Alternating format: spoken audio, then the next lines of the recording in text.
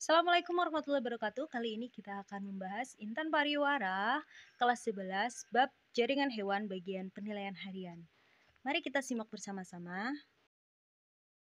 Nomor 1, perhatikan beberapa fungsi jaringan tubuh berikut. Fungsi jaringan epitel ditunjukkan oleh angka, melindungi tubuh dari luka akibat gangguan mekanis. Betul ya, ini fungsinya epitel. Kemudian yang kedua, membantu proses absorpsi dan proteksi. Ini juga betul. Yang ketiga, mengisi organ di antara organ-organ. Ini bukan fungsi dari epitel. Yang keempat, menghasilkan imunitas. Ini juga bukan. Dan yang kelima, sebagai kelenjar. Nah, ini betul.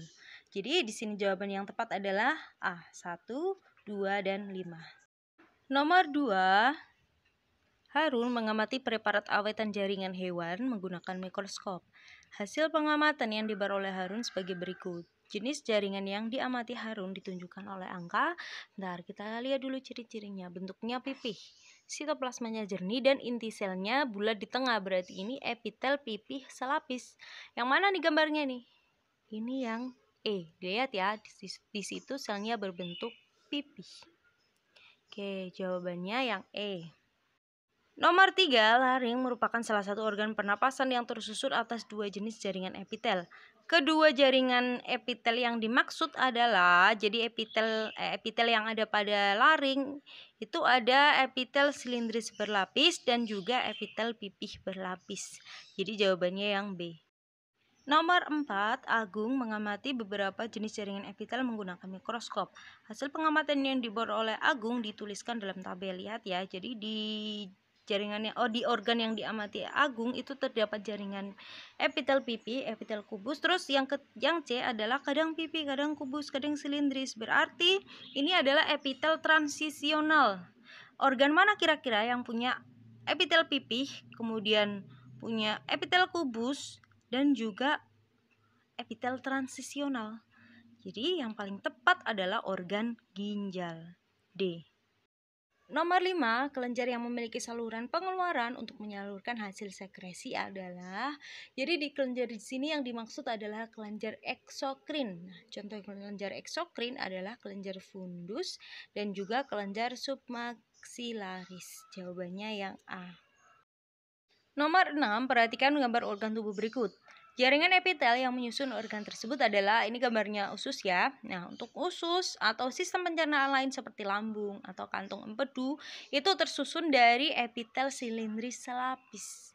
Jadi jawabannya adalah yang C. Nomor 7, pernyataan yang tepat mengenai matriks penyusun jaringan pengikat adalah, serabut retikular matriks ditemukan paling banyak pada tubuh. Yang ditemukan paling banyak pada tubuh adalah jaringan kolagen. Kemudian matriks pada jaringan pengikat tersusun atas fibroblast dan makrofag. Kan ya? Oke, jaringan pengikat tersusun atas matriks yang memiliki serabut kolagen. Ini juga bukan. Serabut elastis pada matriks termasuk serabut paling halus dan bercabang-cabang. Nah, yang paling halus adalah serabut retikuler. Yang E, jika kandungan asam hialurona dalam matriks semakin banyak, matriks semakin lentur. Nah, ini yang paling tepat nih, yang E. Nomor 8, jaringan pengikat tersusun atas beberapa jenis sel yang tertanam di dalam matriks. Salah satunya jenis sel yang dapat memproduksi heparin sehingga dapat mencegah pembekuan darah. Jenis sel yang dimaksud adalah, jadi di sini ada sel mas yang fungsinya itu untuk memproduksi heparin dan histamin. Nah, heparinnya sendiri untuk mencegah pembekuan darah. Jadi jawaban di sini yang paling tepat adalah yang E. Untuk pilihan ganda yang lain sudah kita bahas di video sebelumnya yang latihan soal PTS. Jadi silakan dicek ya. Nomor 9, perhatikan gambar berikut. Karakteristik bagian yang ditunjuk oleh huruf X adalah, jadi ini gambarnya jaringan tulang spons. Nah, kalau dia tulang spons berarti strukturnya, matriksnya longgar atau berongga. Jawabannya yang D. Lanjut ke nomor 10, Asti mengamati preparat awetan jaringan darah menggunakan mikroskop. Asti melihat ada beberapa jenis sel yang berbentuk dengan bentuk yang berbeda. Salah satu sel yang diamati Asti memiliki karakteristik antara lain berbentuk bulat bikonkav dan tidak memiliki nukleus. Dari karakteristik tersebut fungsinya adalah, dari kata kuncinya di sini bentuknya bikonkav dan tidak memiliki nukleus, berarti ini adalah jaringan eritrosit atau sel darah merah. Sel darah merah fungsinya untuk pengangkutan oksigen dan karbon dioksida. Jadi jawabannya yang B. Nomor 11, perhatikan ciri-ciri jaringan otot berikut. Ciri-ciri jaringan otot yang menyusun kandung kemih ditunjukkan oleh angka. Kalau kandung kemih berarti tersusun dari otot polos. Nah, otot polos itu ciri yang pertama adalah bentuknya gelondong. Kemudian inti selnya berjumlah 1 dan terletak di tengah. Kemudian kontraksinya lambat dan lama. Jadi jawaban yang paling tepat di sini adalah yang A. Nomor 12, jaringan kartilagos seperti pada gambar di samping dapat ditemukan jadi ini gambar dari kartilago fibrosa yang cirinya matriksnya berwarna gelap keruh. Kemudian letaknya si fibrosa ini ada di ruas tulang belakang, kemudian ada di bagian pubis dan juga ada di persendian. Jadi di sini jawaban yang paling tepat adalah yang D. Nomor 13, perhatikan gambar berikut. Ciri-ciri bagian yang ditunjuk oleh huruf X. Ini tuh gambarnya jaringan ikat longgar. Nah, jaringan ikat longgar yang ditunjuk oleh huruf X itu adalah serabut elastis. Serabut elastisnya jadinya berwarna kuning, kemudian sifatnya lentur dan banyak ditemukan di dalam tubuh. Dan yang pasti dia juga bercabang. Jadi jawabannya yang E. Nomor 14, sebelum Dimas meminum kopi, ia memastikan terlebih dahulu temperatur air kopinya. Dimas memastikan dengan menyentuh telapak tangan pada cangkir. Dengan demikian, Dimas dapat mengetahui minuman kopi tersebut masih terasa panas atau tidak. Sel saraf yang pertama kali bekerja saat Dimas menyentuh telapak tangan pada cangkir kopi tersebut adalah, ini jawaban yang paling tepat adalah reseptor. Kenapa? Karena reseptor itu ada di alat indera kita, seperti ada di mata, ada di hidung, lidah, telinga, dan juga ada di salah satunya kulit. Jawabannya yang A ya.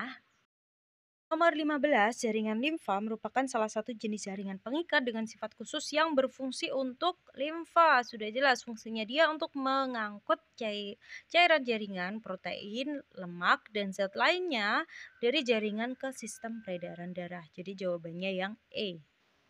Nomor 16, berdasarkan kemampuan untuk berdiferensiasi, stem sel memiliki kemampuan seperti berikut.